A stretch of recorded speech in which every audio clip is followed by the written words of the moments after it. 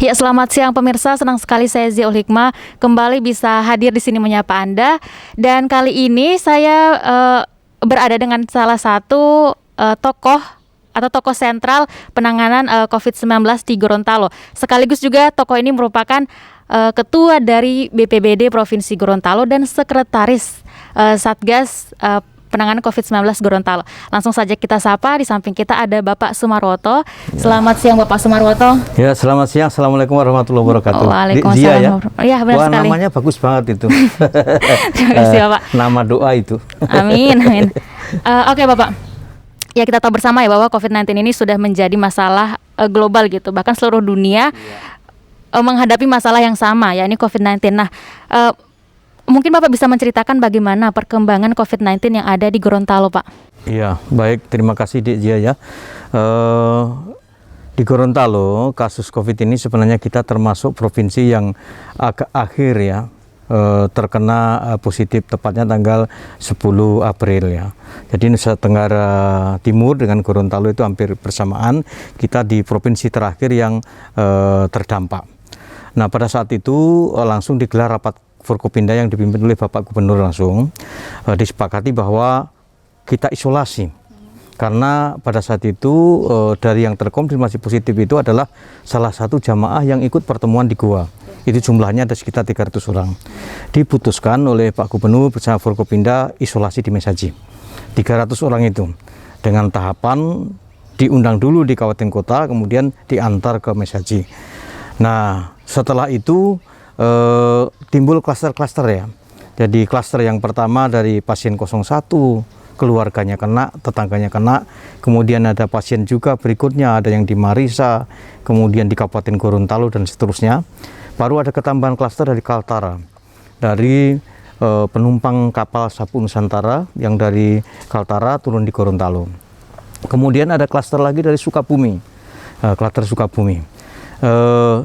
Karena dalam rapat evaluasi ditentukan bahwa semua yang positif di Gorontalo itu berasal dari luar, maka disepakati pintu-pintu masuk di Provinsi Gorontalo saat itu ditutup.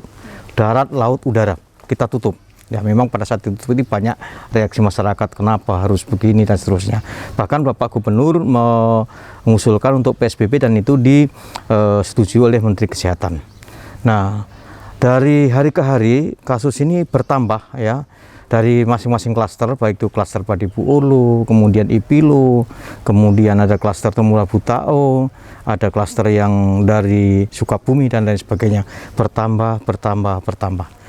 Nah, kemudian dilakukan penanganan. Pertama penanganannya adalah isolasinya terpusat. Ya, provinsi ada tempat isolasi, kabupaten kota, Bapak Gubernur minta ada tempat isolasi terpusat. Pada saat itu sangat bagus sekali. Awal-awal memang kita concern, bagus sekali, kabupaten kota concern, semua orang dalam posisi yang juga takut, kami juga takut, semua orang patuh untuk melaksanakan perintah-perintah ataupun koordinasi dari gugus tugas.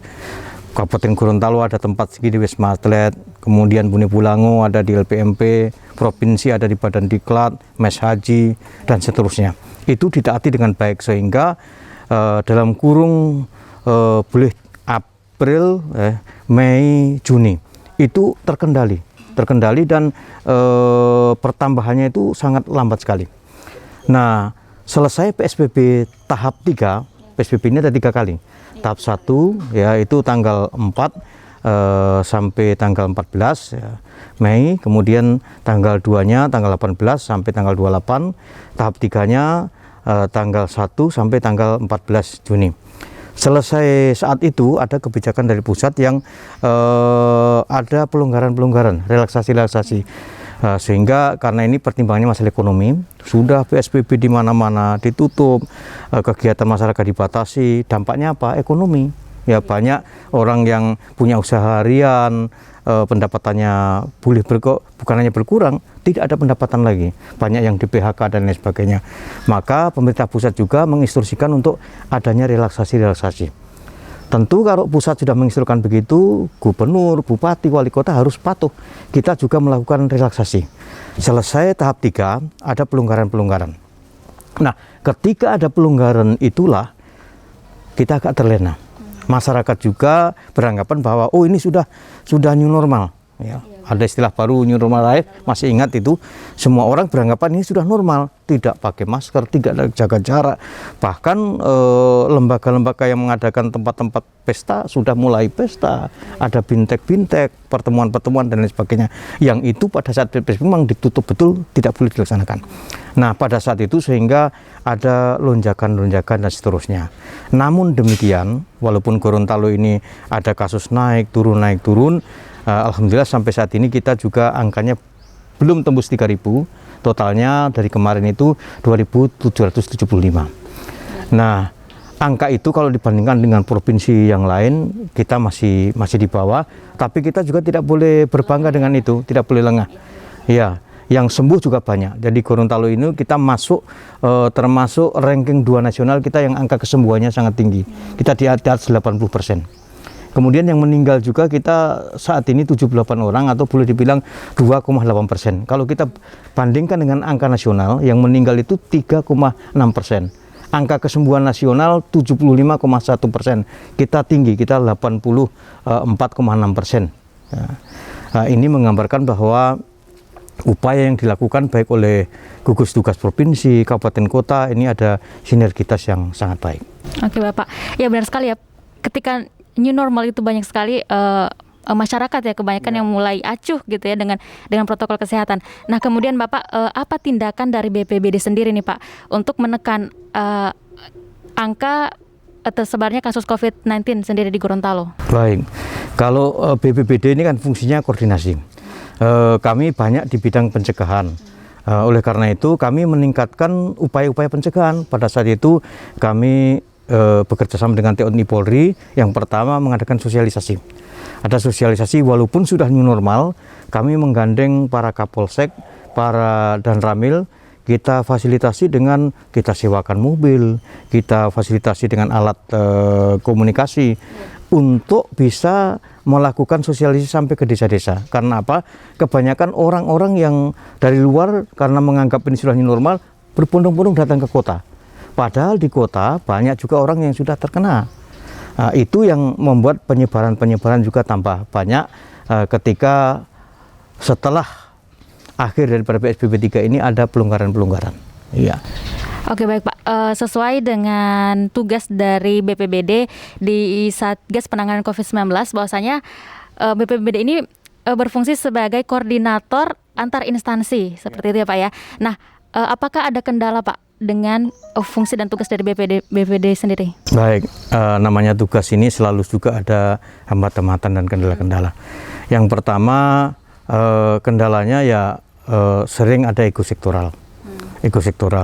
Kalau wah ini kan bukan tugas saya, ini kan bukan bidang saya dan sebagainya. Padahal penanganan COVID ini butuh sinergitas semua pihak, pemerintah, LSM, masyarakat, dunia usaha harus bergandengan tangan. Karena apa? Musuh kita ini tidak kelihatan ya. Sudah kalau kita bertarung dengan musuh yang kelihatan langsung bisa susun kekuatan kita lawan rame-rame, tapi ini tidak kelihatan musuhnya sehingga butuh koordinasi dan kerjasama dari semua pihak. Kadang-kadang kami menemui kesulitannya di situ. Ada lembaga, ada institusi yang kadang-kadang ya acuh tak acuh dengan yang begini, seolah-olah ini menyerahkan, itu kan tugasnya BPBD, itu tugasnya dinas kesehatan dan seterusnya, seperti itu. Oke. Untuk strategi komunikasi yang dibangun oleh BPBD seperti apa Pak untuk menjalankan tugas sebagai Satgas Penanganan COVID-19? Strategi yang kami bangun tentu yang pertama seperti harapan Bapak Gubernur, ini kita meningkatkan soliditas kerjasama.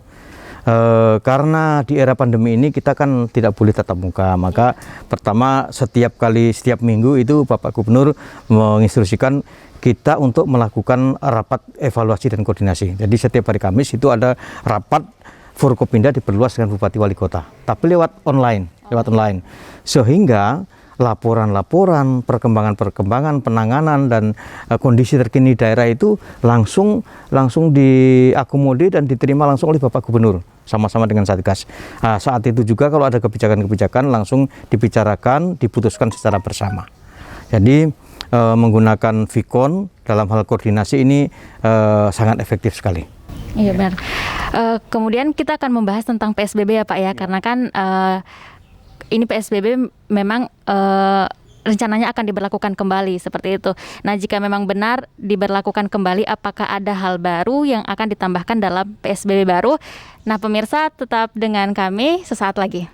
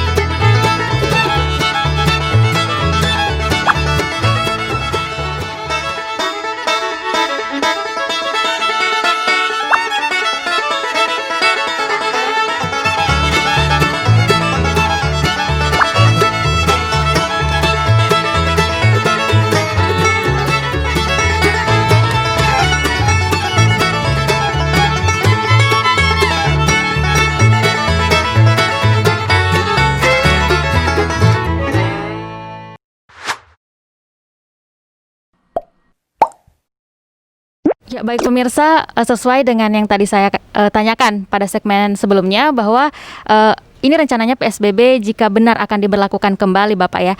Hal apa yang akan diperbaharui ataupun mungkin ada hal baru yang akan ditambah dalam PSBB ini, mengingat kita sendiri kan sudah pernah melakukan PSBB ya Pak ya selama 3 tahap itu dari bulan-bulan sebelumnya seperti itu. Apakah ada hal baru Bapak?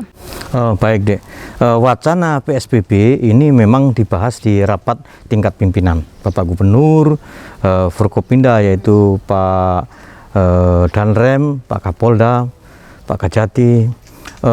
Yang disoroti adalah daerah yang memang merah dan rawan sekali. Di mana itu? Di Gorontalo ada 2. Yang satu di Kota Gorontalo itu setiap harinya itu 39-40% bahkan sampai 50% itu masyarakat di Kota Gorontalo yang terkonfirmasi positif.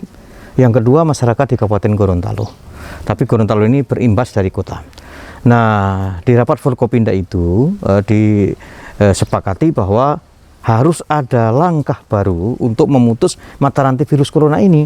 Nah, di daerah-daerah yang rawan seperti di Kota Gorontalo, di Kabupaten Gorontalo, Bapak Gubernur menyurat melalui surat yang resmi disampaikan ke Pak Wali Kota agar kota menerapkan kebijakan PSBB atau yang sejenis, ya. PSBB atau yang sejenis, ya. Nah, kata sejenis ini kan bisa dimaknai dengan kebijakan yang mirip dengan PSBB. Contohnya apa? Contohnya mengadakan penegakan disiplin terkait protokol kesehatan. Itu sudah bagian dari PSBB. Ya. Jadi wacana itu memang digulirkan dan diarahkan ke wilayah Kota Gorontalo. Tetapi nanti yang punya hak dan kewenangan untuk menentukan PSBB dengan tidak di wilayah kota itu adalah kota Pak Wali Kota sendiri. Ya. Kalau provinsi sifatnya menyarankan untuk dilakukan itu karena analisis kita memang tinggi pertambahan tiap hari di Kota Gorontalo itu. Ya benar Pak, saya juga melihat sering memantau ya Pak dari website Dinas Kesehatan memang sudah hampir mencapai angka 3.000 ya. Dan itu tidak sedikit gitu, kasusnya tidak sedikit memang. Nah, kemudian menurut Bapak apa sebenarnya kendala terbesar sih Pak dalam menangani ataupun menekan jumlah kasus positif corona di Gorontalo ini khususnya? Ya, yang menjadi kendala terbesar adalah masyarakat itu sendiri ya, kesadaran masyarakat. Ya. Sudah jelas-jelas kalau dari pemerintah pusat ya lewat TV, lewat radio, sosialisasinya berulang dan terus-terus patuhi protokol kesehatan. Nah, banyak orang yang abai terhadap itu, tidak pakai masker. Ya, ini kita wawancara saja ini pakai masker ini. Tetap jaga jarak ya, Pak ya. Jaga benar. jarak. Kemudian kita jaga jarak. Yang sangat rentan sekali ini akhir-akhir ini kan banyak orang yang sudah menggelar pesta, menggelar kegiatan bintek-bintek, mendatangkan banyak orang yang lebih dari 20 orang. Ini rawan. Kemudian yang berikutnya juga kesadaran masyarakat yang keluarganya meninggal, nyata-nyata sudah COVID, tidak mau menerapkan protokol kesehatan. Ya, sudah dipulasarakan di rumah sakit dengan standar COVID, sampai di rumah petinya dibuka lagi, dimandikan lagi, dibuka, dikafani lagi, padahal sudah dikafani, sudah disolatkan. Ini bagian dari juga yang menghambat penyebaran tadi. Ya. Oke. Kemudian apa kira-kira tanggapan Bapak ya?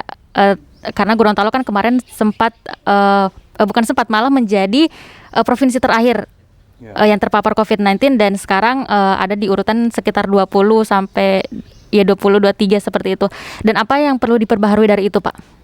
Iya, baik. Benar, kita provinsi yang terakhir terpapar. Sekarang kita berada di ranking 20, 21, 22, 27. Seperti itu. Kalau kemarin ada isu kita ranking 5 dari atas, itu tidak benar itu. Itu hanya kasus harian sesaat pada saat itu yang ada sampai 105. Nah, dengan kondisi ini tentu memang harus ada langkah-langkah dari kita bersama untuk menangani ini. Ya, gugus tugas provinsi, kabupaten, kota bersama-sama. Kalau ada instruksi gubernur, kan ada instruksi gubernur yang seperti itu, maka dipatuhi. Kalau itu tidak dipatuhi, maka sia-sialah kita berteriak dengan suara yang lantang, kita mengeluarkan aturan-aturan yang banyak, ada pergub, ada perda dan sebagainya. Tapi di tingkat bawah yang punya wilayah dan punya penduduk, siapa? Kabupaten kota, bupati wali kota, tidak dijalankan dengan benar, maka ya sama dengan nyanda, sama dengan omong kosong itu.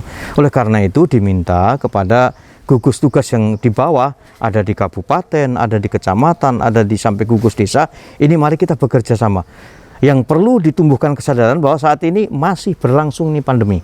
Artinya apa? Masih ada penularan. Sekarang ini sudah bukan orang dari luar yang datang ke Gorontalo yang menularkan, tetapi sudah penularan dari orang ke orang, ya, dari masyarakat ke masyarakat di dalam lingkup provinsi sendiri. Nah, kadang-kadang ada orang yang sudah nyata-nyata keluarganya positif, keluarganya yang lain yang tidak diketahui mau diswab tidak mau. Ya. Nah, padahal kalau dia nyata-nyata dia membawa virus, dia masih beraktivitas ke sana kemari, dia menularkan si A. Tidak disadari si A tertular, dia juga beraktivitas lain ke sana kemari, terus. Jadi tidak ada putusnya kalau ini tidak ada kesadaran bersama untuk menangani. Kemudian juga ada keluarga yang terpapar, mau di tracking. Jadi kalau ada satu orang di keluarga yang terpapar itu, maka orang satu rumah itu harus di tracking. Kemudian tetangga yang terdekat, orang-orang yang pernah kontak dengan yang bersangkutan harus di tracking, di swab. Banyak yang menghindar. Nah, itu. Jadi kesadaran masyarakat untuk patuh terhadap pemerintah sangat penting sekali. Ya, dan yang pasti dibutuhkan juga sinergitas ya Pak ya, dari semua pihak gitu. Bukan hanya dari pemerintah saya tapi juga dari masyarakat seperti itu ya Pak ya. Nah kemudian apa sih sebenarnya Pak ukuran keberhasilan dari penanganan ataupun pencegahan COVID-19 ini? Ya, banyak sekali ukurannya. Yang pertama tentu dilihat dari orang yang terpapar.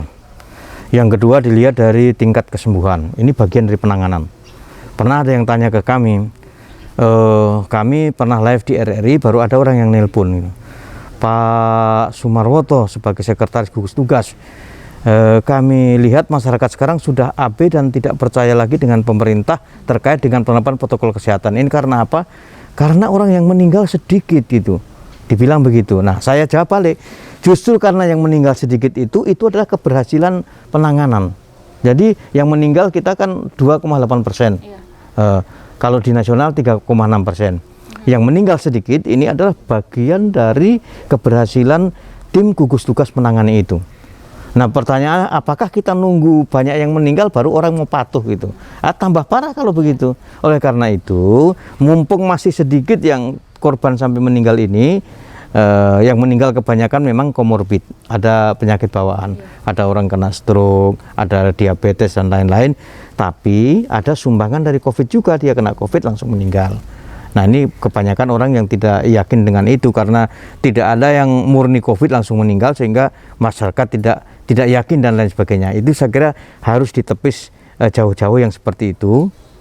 Yakinlah bahwa memang virus ini ada dan perlu penanganan secara bersama. Gitu. Ya. Bapak, kan ini ada segelintir orang ataupun sebagian orang yang berpendapat bahwa COVID ini tidak ada gitu. Mereka beranggapan bahwa ini hanya konspirasi saja seperti itu. Nah, untuk selanjutnya untuk mendapatkan jawaban dari Pak Sumarwoto, sesaat lagi tetaplah bersama kami.